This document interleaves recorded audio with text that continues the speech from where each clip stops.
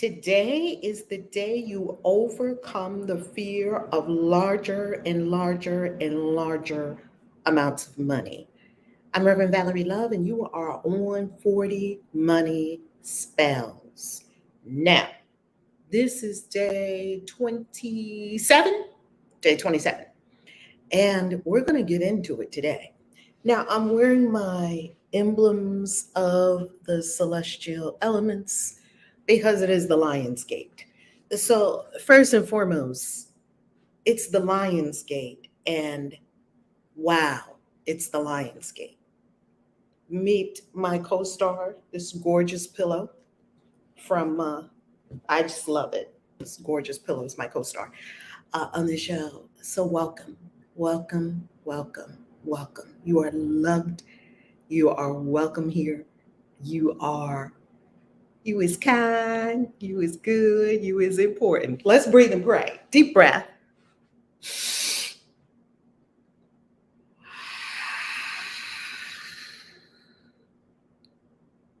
Deep breath.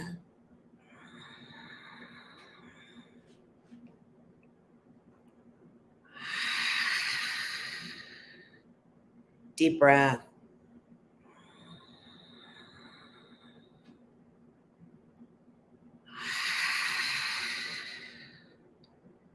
Yes, and be here now. And be here now, rich. And be in the space of I can do it. Mentally, emotionally, and physically. And say yes. And commit to what steps you will take today to create greater wealth in your world for self and others. And do it.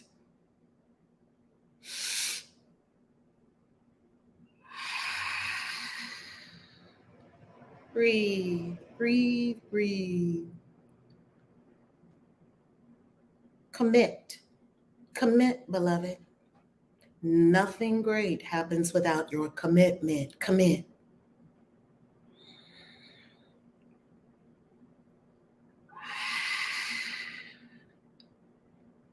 And now, a word of life. And the word says that in the beginning was the Word, and the Word was with God, and the Word is God. This word that is God goes forth and creates according to its kind. It creates blessed abundance, prosperity, overflow, good and more good in the way of abundance, business pursuits, business partnerships, collaborations, contracts, employees, accounting. Every area of the business is blessed supernaturally for exponential expansion in wonderful ways that enrich all owners, all parties involved, and that provide wonderful outcomes for customers and clients. Ashe.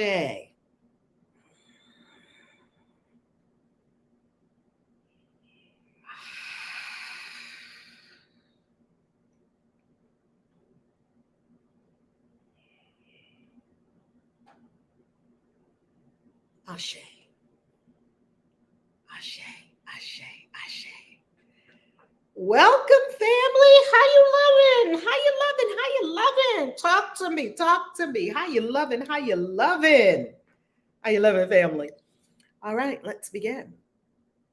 We're going to go on screen share. It is the Lion's Gate, and I did promise you that I would have something wonderful for you for the Lion's Gate. So I am giving that promise, and let's go see how you can get access to, yay, to tonight's Lionsgate. I'm doing an exclusive Zoom tonight on the Lionsgate at 7 p.m. Eastern Time It would have been 8 p.m. Eastern time, yet I do not want to interfere with my good friend Dr. Jiwa Lee's class and what she teaches. And she teaches at 8 every Tuesday night. So this is at 7 p.m. tonight. And the way that you get in is you go to ValerieLove.com, and it is right here on the front page. You see that right here on the front page, we are in the Lion's Gate, and it is a portal. I love this lion. It is a portal. And if you want to understand this portal and its connection to Egypt, where we will be going next month on our sojourn to Egypt, our soul excursion to Egypt, that's what you want to tune into tonight. And what does Egypt have to do with us? The Egyptian mysteries are in every religion on the face of this planet, and absolutely weaved through and threaded through Christianity. And even as we know, Psalm 104 is a song to the Aten, which was written by a pharaoh. We have a couple of psalms that were written by pharaohs. They were not all written by David. That's what we were kind of told in church. Some of our psalms were written by pharaohs. And then you say, well, how is that possible for them to land in our Bible? Because someone took them and put them in the Bible. They were around for a long time before the Bible, right? More on that in my Bible series. I'm cooking up such a big Bible series for the Christian Witches community. It would just blow your mind. Here's the Lion's Gate. Now, tonight I'm going to cover 7 aspects of the Lion's Gate and its connection with Egypt specifically.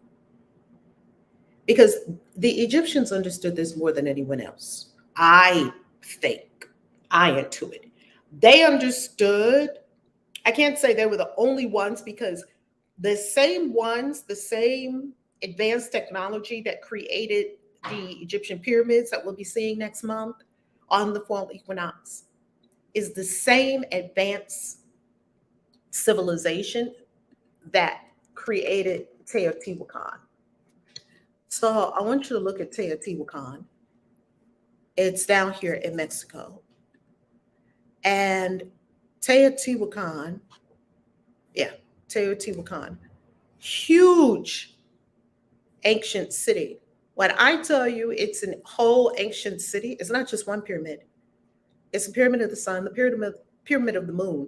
It's an entire ancient city. You walk this whole thing, you will be exhausted, I promise you, with an aqueduct, water running through it. As Billy Carson says, they were terraforming. And I believe we're about to meet the species that made us. Maybe we're about to meet the Anunnaki, because all of the recent unidentified anomalous phenomenon, now called UAPs, along with UFOs and unidentified flying objects, along with alien life on this planet that has already been established. I don't think anyone's arguing the fact now that the alien life is on this planet. The alien life liked this planet before, and the reason they wanted this planet, they came to this planet before. Here's another map of Teotihuacan, ancient. We'll take you there on one of our sojourns. You can see the pyramid of the feathered serpent. You can see the pyramid of the sun. And here's the pyramid of the moon all the way at the end of this Avenue of the Dead. There's the pyramid of the moon. Underneath, what they found underneath this ancient city is so astounding, they don't even show it to the general public. Underground is like a whole nother city at Teotihuacan. And underground at Teotihuacan, they said when they first went into it's actually chambers. And one of the entrances to the chamber, they said, was covered with just pure crystal, like obsidian. Like, who can do that? Not anybody. And supposedly ancient people who were less civilized than us supposedly did these things thousands of years ago. And these pyramids are built on the exact same 15-degree north axis. I think it's 15 degrees north axis as the pyramids of Giza. These pyramids and the pyramids of Giza are the same. How do you account for that? Because the same ancient civilization built them. They're the same, though that's in one part of the world, and this is another part of the world. And supposedly these people have no way of communicating with each other. And supposedly there were no airplanes, and supposedly there was no modern technology. You have to put these things together and say something is not true. Something's not true. It can't be that we are the most advanced species that has ever lived on this planet. Biggest brain, evolution, most advanced ever. We're the shit. We're the be all, the end all. We're the smartest. We're the biggest. Yeah, cool. Yay, us. We thought of everything. And back there was these ancient, superstitious cave people that didn't know how to string two words together. Hunting woolly mammoths. You were hunting woolly mammoths a few thousand years ago. And those people built these monstrosities. That doesn't add up. No. And to the thinking mind and the person willing to use critical thinking skills and willing to press the boundaries of what we know and willing to let go of all that you know so that you can really know. Let go of all you think you know so you can really know. You will start to see truth when you go to these ancient cities. And you will start to see that our origins are nothing like what they told us. It wasn't a man and an Eve and an apple in a garden. I can promise you that. It means something far beyond that. That's what we're tapping into tonight. So I said all that to say, hop in the Zoom with us tonight. It's open to everyone. Text me and you can get in. It's exclusive. We're not opening this up to everyone. We're opening this up to people that truly want this kind of information. That's why this is not public. It can't be public. And the knuckleheads will see this and say, I don't want to text. Good. Because this will be a knucklehead less Zoom. No knuckleheads will be in this Zoom. And yes, you will have free access to the recording afterwards, because for those who text me, and if you receive our texts and you ever sent text that said stop, all good, because if we're not giving you good stuff, just stop. Just don't get any more texts. If you ever sent us a text that said stop, we can't text you. So you have to send us a text first that says start. Then we can start texting you again. Okay, so if you go to put in serious to this number and you get nothing, it's because perhaps you received our text before and you said stop. It's not what I'm looking for. It's not what I want. Great. I love that. Tell me stop, because we pay for every text we send out. So great. We don't want to spend money and send you texts if you don't want the text. So just stop. Yet, if you ever texted the word stop to my phone number, this phone number, in order to receive the text again, you will have to text us start. Oh, okay. We have our communication lines open again. Lovely. Because we do text. We don't send people a bunch of emails. We send you confirmation emails for your classes and things like that with your login details. We do customer service things with you with email, things like that. By and large, we're a text company. Spirit told me to do that a long time ago. I was slow moving my feet, but I finally did it, and it works way better than emails. So if you'd like to be in that Lionsgate experience with us tonight, then here's your opportunity. Now, if you're watching this after the Lionsgate on 8/8, I will make it available again every Lionsgate. And so stay tuned and always crawl the website, because it'll always be at ValerieLove.com, our current offerings. Let's go to spell number 27. I trust me with money. Say it with me. I trust me with money. Most people are afraid of money, especially spiritual people. A lot of spiritual people, not all, There are a lot of spiritual people that are paid.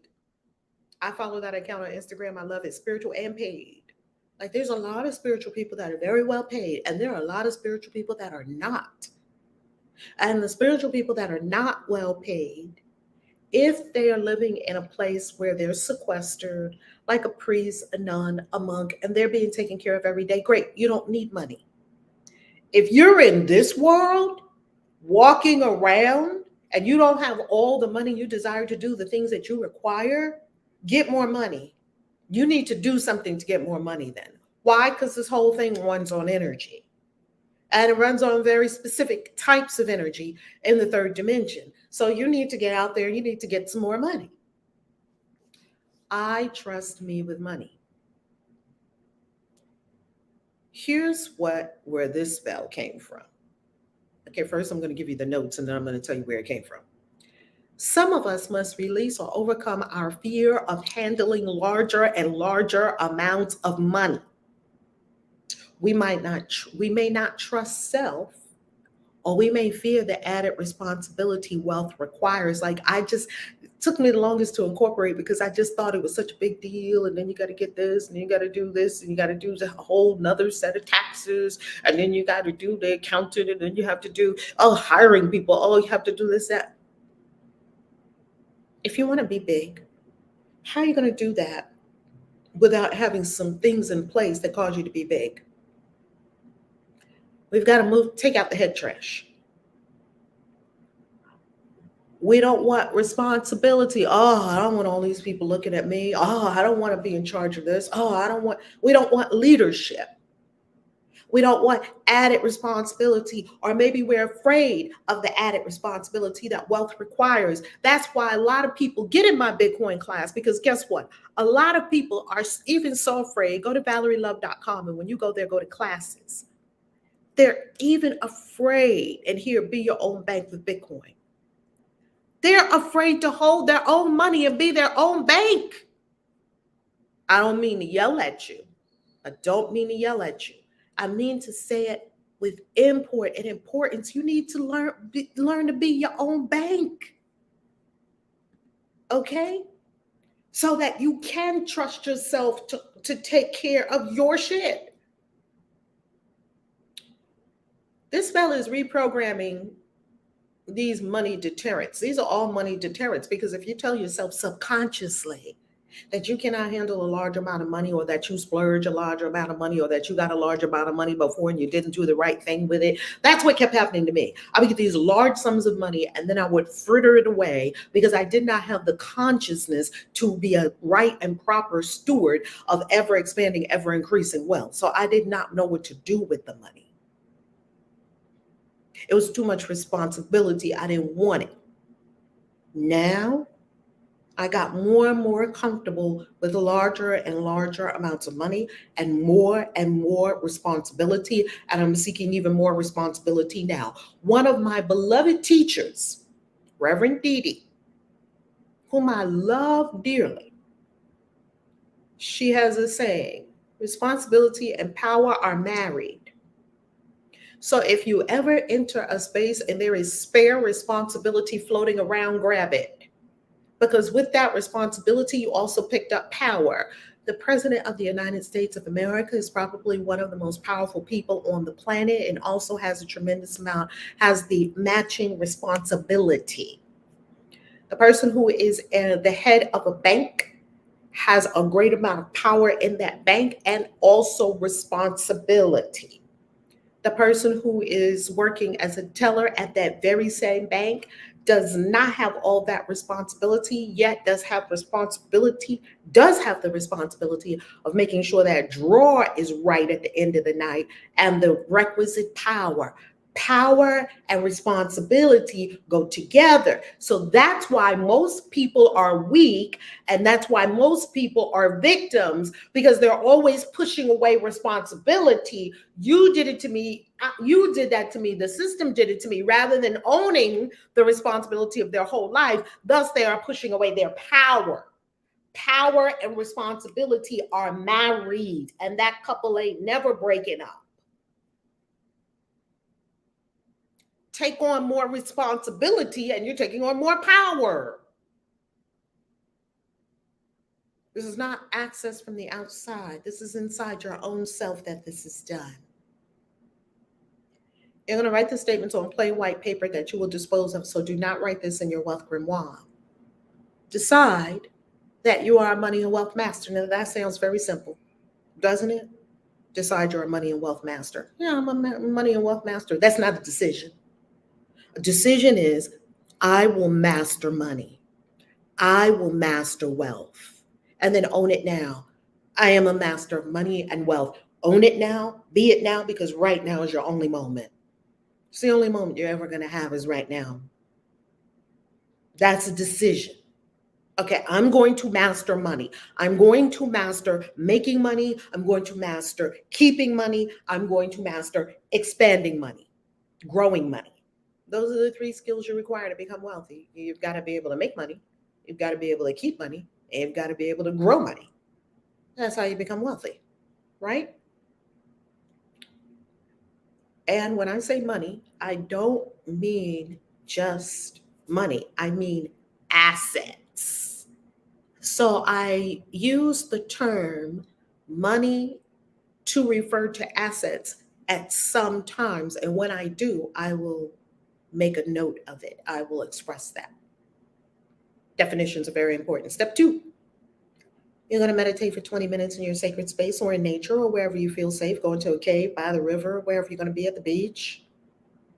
Step 3, you're going to pray and you're going to ask to remember. This is where it really gets interesting.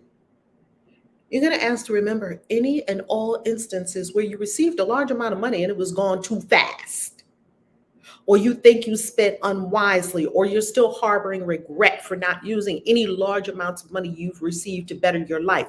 Keep your eyes closed and listen for the answers. So you are asking your own self, please reveal to you. That's why you need to meditate and be in a beautiful space, because you're going to see some things that are horrifying, probably. Because you're seeing some horrifying things that you probably don't want to address in your unconscious. I did. I saw times when I got all this money. And next thing you know, I was doing this, or I was doing that, or I did a real estate deal. I would get all this money, and then in 2 months, money would be gone. But I swore before I got the money, I had the whole thing mapped out on what I was going to do with every dollar. And what happened to that plan? Once the money landed in my bank account, something happened to that plan. It didn't go according to my plan. Why? Because it never goes according to your plan. Because your job is not to plan the universe. There's already a plan. It's a divine plan.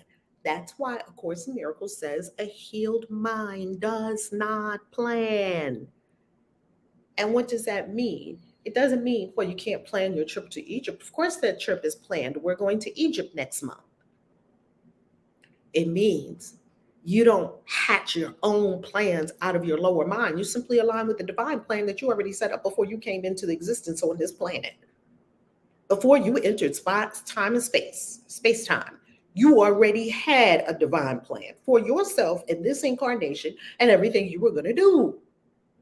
There's already a plan. So you don't have to get here and think of, I'm going to do this, I'm going to do that, and I'm going to do that. No, be quiet, go within. And tap into the great plan for yourself that you already made for yourself before you came here. And align with that. Align with the big plan. I call that your divine destiny blueprint. I've also called it over the years your divine destiny plan. I dropped the word plan. We use the word blueprint. And now the other day, I was just writing this in my journal, my trusty journal, which I have with me every day. I just got the new what it's going to be. It's now going to be called the Divine Destiny Design. Do you see that? It's now going to be called Divine Destiny Design. Well, this is a card from my first ever card deck that I made. I made a card deck years ago. I'm like, who was this woman that was doing all these amazing things? Like, wow, she was doing it. I promise you, I made a whole card deck and used to sell them, and people love them. If somebody has that card deck now, it's probably worth a whole lot of money. So there's a divine destiny design for your life, a greater vision, a greater plan. I promise you, it's perfect. So you want to be still and you want to ask yourself these three things. Self, can you show me any and all instances where I received a large amount of money, it was gone too fast? According to my judgment, it wasn't going too fast. It was going perfectly according to where my consciousness was at the time. So it matched perfectly. It was perfect for me. Yet I'm judging it as something bad, and I don't need to be judging it as something bad. I need to be absorbing the lesson from it, Sankofa, the gold from it, learn from it, grow in wisdom. I know what to do next time. So that's first thing. So this is unearthing judgments. 2, you spend unwisely. You think you spend unwisely. So maybe you didn't get a large sum of money. Maybe you were receiving your income as you normally were, and you were spending money foolishly or unwisely. Or you're still harboring regret for not using any large amounts of money you've received to better your life. I'll give you an example. Good, close person that I just love so much.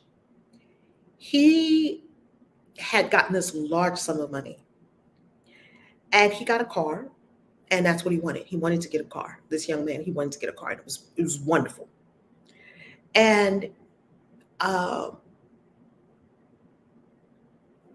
things occurred, and he no longer had the car. Now he's again going to be in receipt of a large sum of money.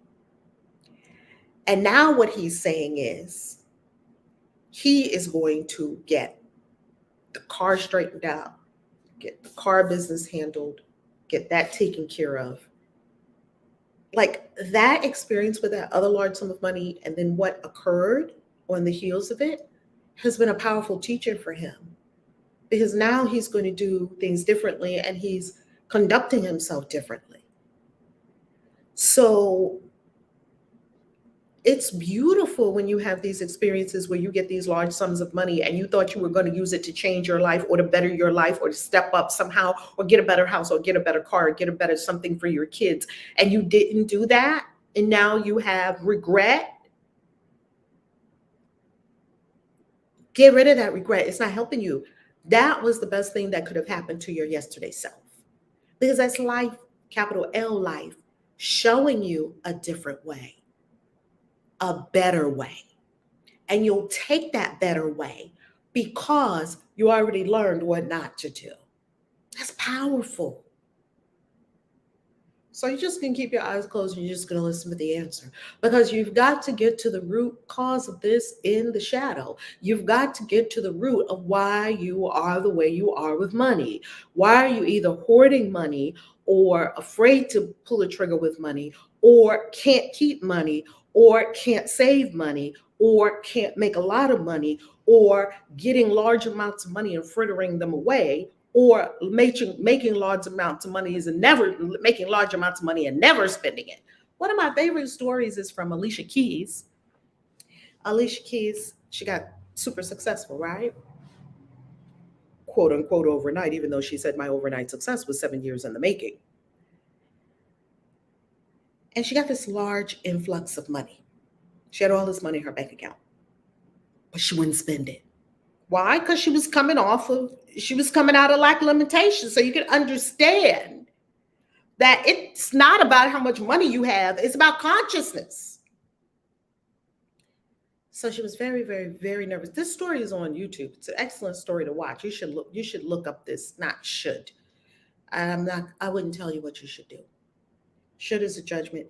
It's an excellent video if you want to watch it and gain from it. I love watching other people's stories. Let me gain from it so I don't have to do the same. I don't have to make the same mistakes. Well, she couldn't spend the money. She couldn't buy expensive things for herself, even though she had all this money in the bank.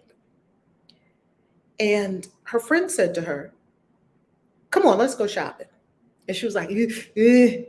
And she said, "Let's go to Bergdorf Goodman." It's like, "Girl, you got the money. Come on."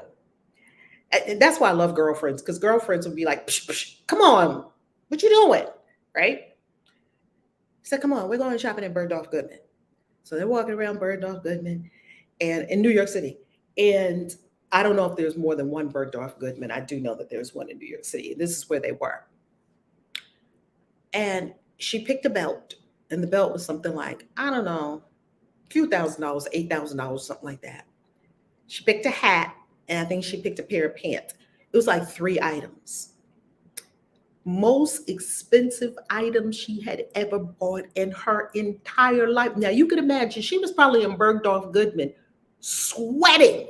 Now, how do you know this is consciousness? Because while she was sweating over buying an $8,000 belt, somebody was getting an $8,000 belt for them, a $50,000 purse for their kid, and a $5,000 hat, and paid it and walked out and thought nothing of it, because they're swimming in the multi millions, and that was like lunch break for them.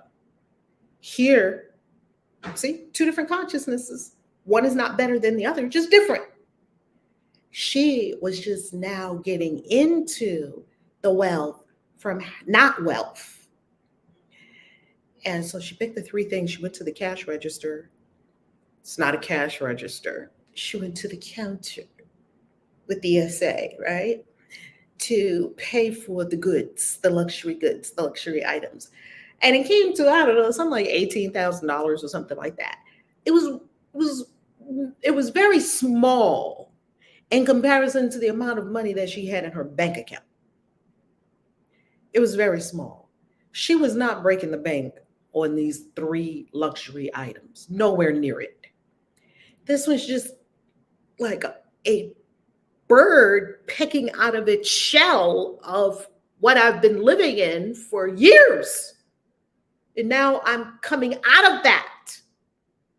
Give yourself time and space to peck out of your own shell. And then you're going to have to do it again, which is lovely. And then you're going to have to do it again. And then you're going to have to do it again. So get real good at breaking out of your shell. Just break it out. I've done it so many times that I do it with regard to global travel. So I broke out of my shell when I went to live in Bali for 33 days, came back.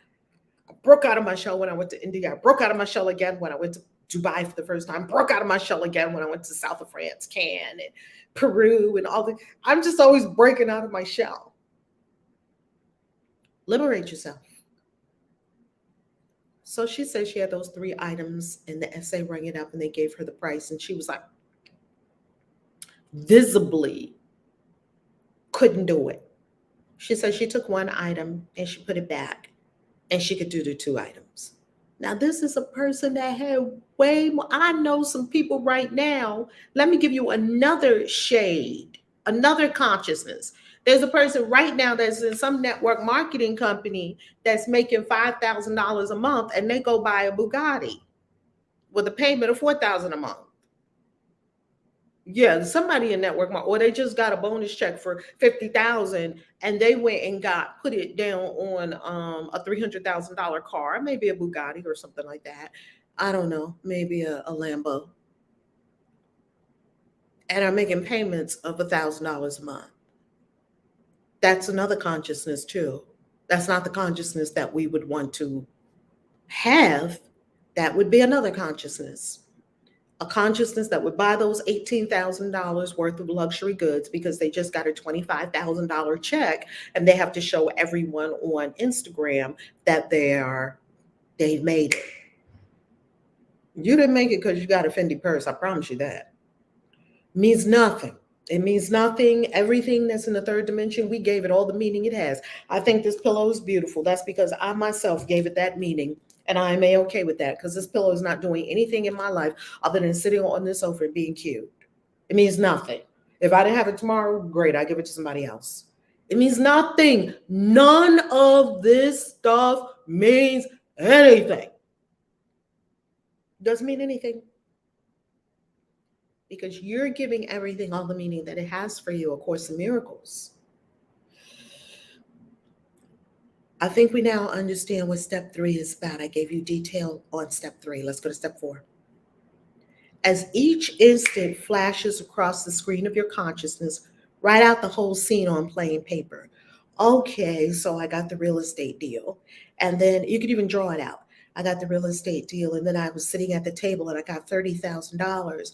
And then next thing I know, I went and I put the money in the check. And when it cleared, the first thing I did was buy a $5,000 thing. And then I was surprised that this happened and that happened. Now I think I needed all new tires, and then the kids needed something. And then we did that. And next thing I know, I looked up and it was only $12,000 in the bank. And I knew that I had still to do some other things. That I had to pay down some debt, and I didn't get to pay it down. And watch the feelings come up. Choo, choo, choo, choo, choo, choo, choo. Oh, I'm dealing with guilt. Gotcha. You're just making your shit come up. You're just making your shit come up. Oh, gotcha. You're making it come up and out. You're putting it on the paper, up and out, putting it on the paper, up and out, up and out. It's an energy exercise. Then after each scene, in large writing, you could do it in red ink if you desire. That was then, this is now, I release the past. I totally and completely trust myself now. That was then, this is now. I release the past. You're neutralizing it. You're neutralizing it. You're neutralizing it. I totally and completely trust myself now. Because at the core of it, you don't trust yourself. What if I make a mistake? What if you make a mistake? That would just prove that you're human. It wouldn't prove anything else. You're supposed to make mistakes, lots of them. I ain't supposed to learn. I'm probably going to make, I don't know, 10, 20, 30 mistakes today, maybe 1,000. I don't know. I don't care. We're here to learn from the mistakes. We're not here to not make mistakes. How are you supposed to learn if you never made a mistake? People that are in motion, they make a lot of mistakes. People that are not in motion, they make mistakes because it's not many mistakes you can make if you're laying on the sofa watching Netflix eating bonbons. You can't make a lot of mistakes that way. If you're out leading your revolution, if you're out teaching and sharing people, if you're out healing people, if you're out being a tarot card slinger, being an astrologer, being a magical practitioner, a spiritual practitioner, you're growing something, you're being epic, you're going to make a lot of mistakes. Just get used to it. Not in being careless.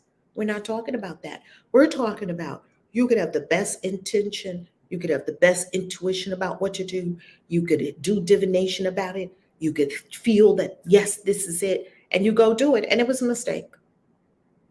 Even though you were sure that it was supposed to go this way. And it was a mistake.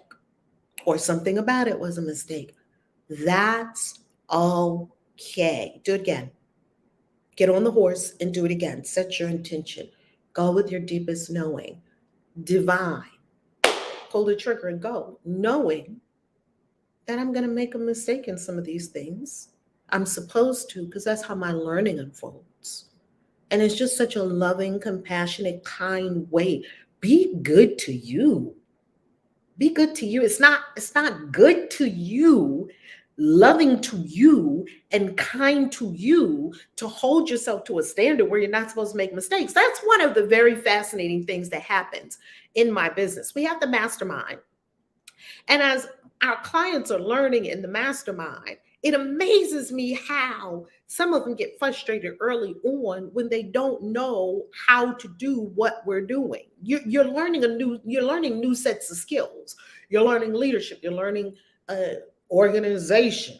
You're learning entrepreneurship. You're learning all these things. Why would you think that you're supposed to know those things off the rip? If you did, you probably wouldn't be working at this very high-powered job that you're working at. Most of my people that I work with, they have very successful careers, right? Lawyers, attorneys, doctors. Well, a lawyer is an attorney. Doctors, nurses, highly compensated nurses, people who are in the mental health field, people who are holistic healers. They're well compensated, yet they're not well compensated doing the thing that they love and that they want to be doing. That's when they come to me, because I'm going to help you make money doing what you love, right? And they get frustrated because they don't know how to do it. Why would you know how to do it if you never did it before? Love yourself. Say, I can do it. I can figure this out.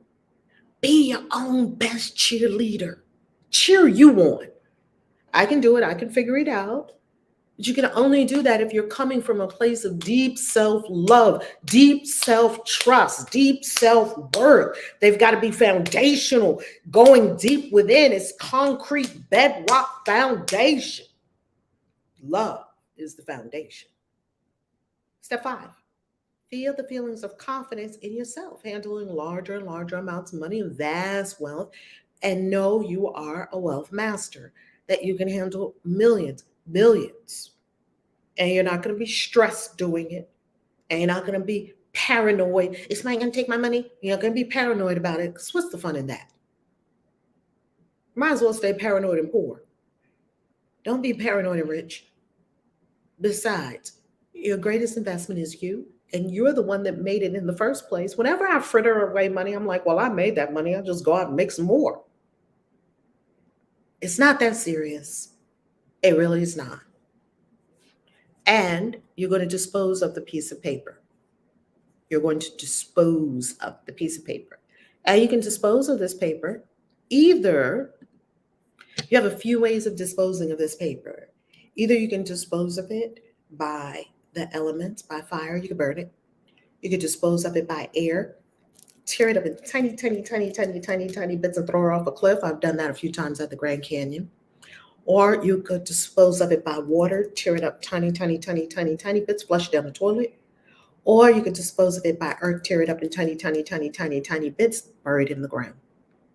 Done. Done, done, done. Now, this series is not going to stay live on YouTube. This series is going to go into the vault for members, and it's going to go into the 40 Money Spells book. I'm recrafting 40 Money Spells into a beautiful book that's going to be a book, a video book. And of course, members will get access to it. Only members will have access to it, and people who purchase the book will have access to this series. So this series is not going to be public on the YouTube channel once we finish all 40 days. So get in while you can. And if you're a member, you will have access to it, okay? Because we're just making more and more and more of our content members only. I love you. Wow. And to become a member, just click that little join button that's around here somewhere around this video on YouTube. Peace. KAISI out. See you tomorrow. Well, I'll see you tonight on the Lionsgate.